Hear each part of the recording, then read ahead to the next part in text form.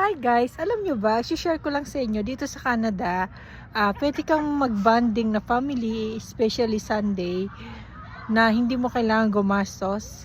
Kasi naglipa na yung mga part dito na pwede mong pasyalan, na makakapag-family bonding at the same time kung may mga anak ka, makakapag-enjoy sila. Ayan. Kung nakikita nyo yan, malaking part to na actually pinuntahan namin sa lugar namin. Ayan. Ayan. Ayan guys, pwede silang mag-enjoy. Marami silang makakalaro at makaka-banding.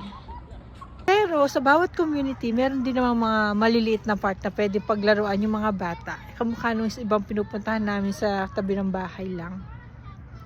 Ito, medyo 10 minutes la drive lang sa lugar namin. Pero napakaganda, especially pag summer, punong-puno talaga to dahil meron din mga, pwede silang maglaro sa tubig, may mga fountain na pwede nilang paglaruan o pwede ring maligo naman. Maraming mga activities dito during summer. Ngayon medyo konti pa yung mga bata dahil medyo malamig pa.